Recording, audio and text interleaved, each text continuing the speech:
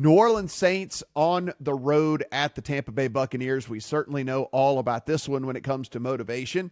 It is out to 14 and a half in favor of Tampa Bay. 43 and a half is our total. And Mo, Tampa Bay wins. They win the South. Everything's good to go. We've saw this game not too long ago in which the Bucks went on the road and throttled the Saints. And so now they head back home here, get a Saints team that I'm guessing. I know we're hearing stuff about Olave, and I know we're hearing stuff about Kamara, but I mean, why? I mean, seriously, like, why? Why would you ever, if these guys have even the most nagging of injury, would you run them back out there in a meaningless Week 18 game? I don't know. I am capping this as if those dudes are not playing. I guess I could be surprised come Sunday. Yeah, I'm with you. I don't see a reason they would play.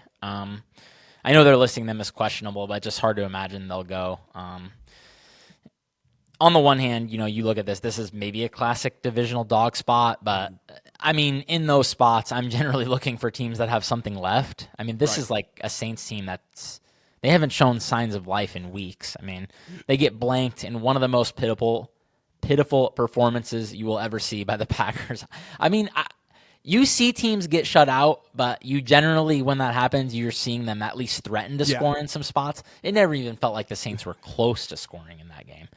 And then they just get smacked at home by the Raiders. I mean, I think this line is like pretty fair. I would basically be looking for a second half under, if anything here. I just see this as a spot where, again, Tampa Bay, it's kind of similar to how we talked about with the Bengals and the Ravens. Like, if things are in hand, I don't see Tampa Bay keeping their guys out there. I mean, they've had a guy break his leg in a essentially dead spot, a key player this year.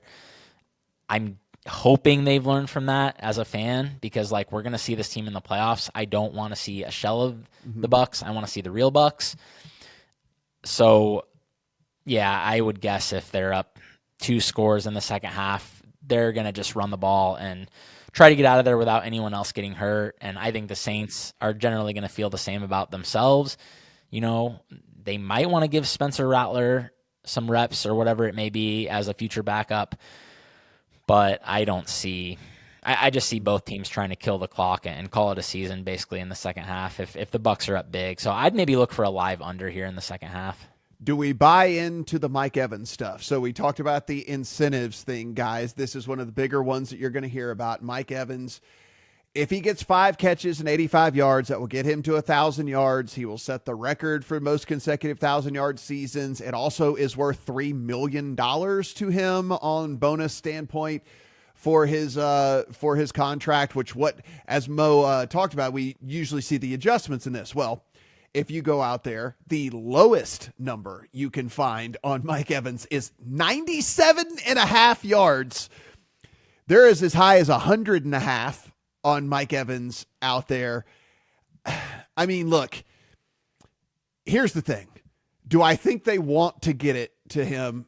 Yes. But also, Mo, I think it kind of needs to be in the normal game flow of everything here. And sure, if he gets to 74 yards, are they going to get him the extra 11 yards? Yes. But I mean, if we're sitting middle of the third quarter and he's only got 47 yards, like they're not, like you said, I mean, with the stuff that happened to Chris Godwin or whatever, I don't know. That's tough for me. I mean, especially with Baker Mayfield's propensity to throw hospital balls, that would make me very nervous if I was a member of like the Bucks decision-making brass. Like, I would not want to risk being in that situation.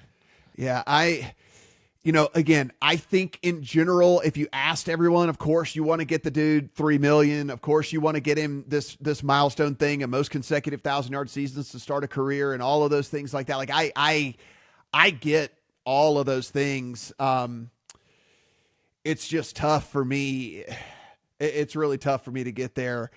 It wouldn't surprise me the second he got to 86 yards if they pulled him. You know what I'm saying? I mean, like, if he breaks this by a yard or two, and now we're talking about like as high as 100 and a half in the market out there, I think I could only play under, even with the whole incentive thing here, Mo. Yeah, that number seems crazy. I mean, I don't think, like you said, The Bucs are trying to win the Super Bowl. I know that's going to make people roll their eyes because they're basically probably drawing dead. But that's what those players and coaches are going into that locker room every day believing. And if that's the mission, you can't be risking it in I'm not going to say meaningless game because obviously it has a lot of meaning. They need to win the game, but running up the score doesn't help anybody. No.